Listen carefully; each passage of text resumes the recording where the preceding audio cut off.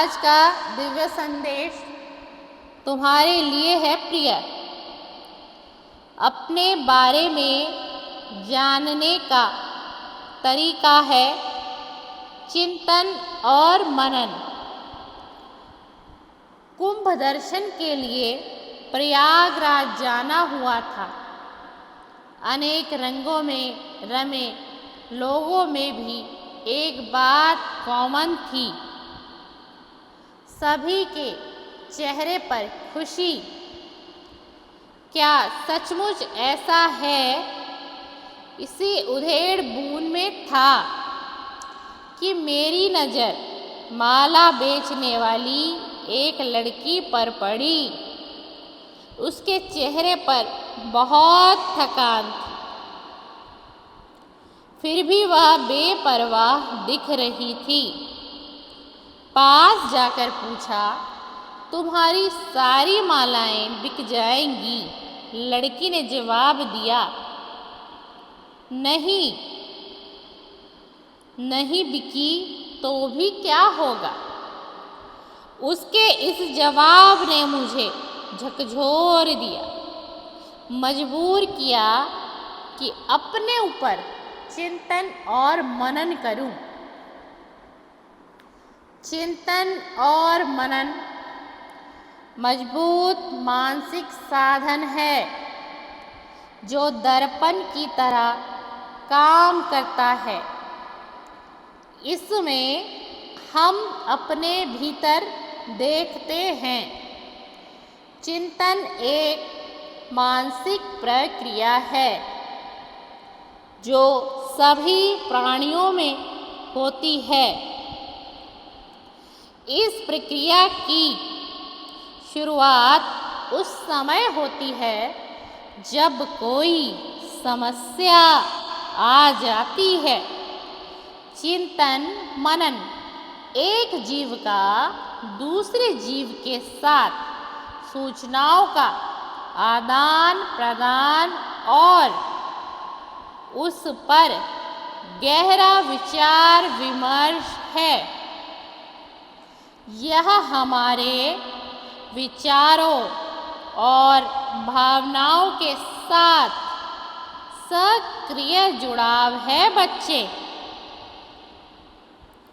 चिंता जल की तरह है, जबकि मनन उसका प्रभाव। चिंतन मनन सीखने की प्रक्रिया का अभिन्न अंग है।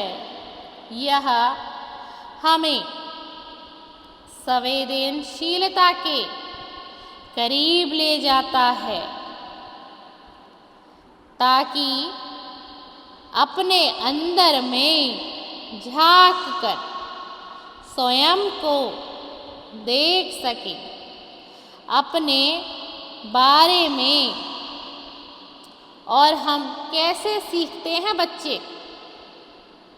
इसके बारे में अधिक जानने की अनुमति देता है।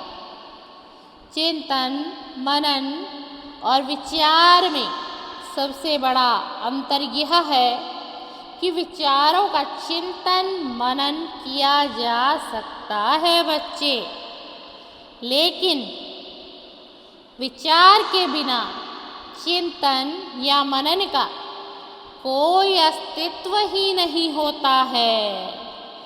चिंतन का प्रमुख उद्देश्य किसी समस्या का समाधान करना होता है। चिंतन की एक निश्चित दिशा होती है बच्चे, क्योंकि यह एक लक्ष्य की ओर देखता है। चिंतन एक या कई विषयों पर किया जाता है बच्चे, लेकिन मनन किसी विशेष विषय पर ध्यान केंद्रित करते हुए गंभीरता पूर्वक किया जाता है। चिंतन चित्त में होता है और मनन मन में। चिंतन मनन में बुद्धि और स्मृति का भरपूर इस्तेमाल होता है। आध्यात्मिक चिंतन में व्यक्तिगत विश्वासों, मूल्यों और अनुभवों पर विचार करना शामिल है, ताकि खुद के और व्यापक ब्रह्मांड के साथ गहरी समझ और संबंध स्थापित किए जा सकें।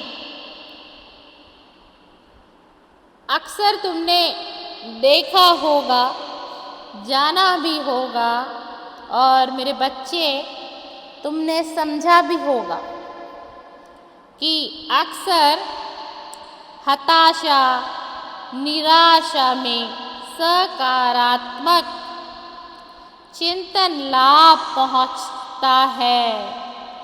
चिंतन से उत्साह और आत्मविश्वास बढ़ता है बच्चे।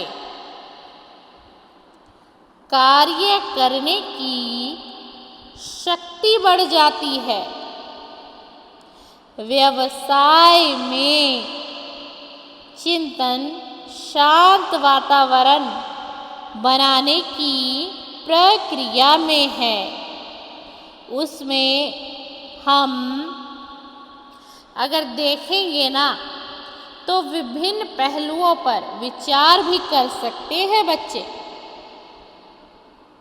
ये हमें नेतृत्व करने और निर्णय लेने के लिए परिणामों को आकार देते हैं बच्चे।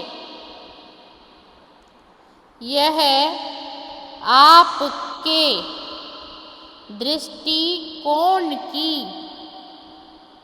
ईमानदारी से समीक्षा और मूल्यांकन करने का एक विशेष अवसर है बच्चे। चिंतन प्रक्रिया को संबंध भूतकाल, वर्तमान और भविष्य तीनों से ही होता है। अर्थात यह चिंतन जो है ना, यह आपके भूतकाल और वर्तमान काल और भविष्य इन तीनों से जुड़कर ही बनता है। यह तुम्हारे मन का चिंतन, तुम्हारे हृदय का चिंतन। इसलिए समय और परिस्थितियों के मूल्यांकन का अवसर देता है। इसलिए हमें चिंतन और मनन करना चाहिए। चिंतन शुभ का हो, अशुभ का नहीं। याद रखें, आपका जो चिंतन है, आपके मन का और आपके हृदय का चिंतन शुभ का हो, अशुभ का नहीं। अर्थात निरंतर जो आप सोच लेते हैं, जिस चीज़ को आप दिमाग में बैठा लेते हैं, वही घटना आपके साथ आने वाले समय में निश्चित ही घटने लग जाती है। और यह 100% सत्य है बच्चे। निरंतर शुभ चिंतन से मन, बुद्धि और हृदय पवित्र होता है। और यदि तुम शुभ चिंतन को अपने जिंदगी में ले आओगे, बसा लोगे, सजो लोगे, तो तुम्हारा और तुम्हारी बुद्धि और हृदय अत्यंत पवित्र हो जाएगी बच्चे। अर्थात मेरा इस संदेश में तुम्हें समझाने का, यह एक उदाहरण देने का यही जरिया था। तभी मैं यह वीडियो आज तुम्हारे तक लेकर आया हूँ बच्चे। और मुझे उम्मीद है कि तुम इस वीडियो को पूरा ही सुना है तुमने। यदि तुमने इस वीडियो को पूरा सुना है तो तुम ज़रूर इस वीडियो की कुछ बातों को अपने जीवन शैली में, अपने दिनचर्या में लाओगे और एक बदलाव पाओगे, एक परिवर्तन पाओगे। तुम्हें एक परिवर्तन अपनी ज़िंदगी में ज़रूर नज़र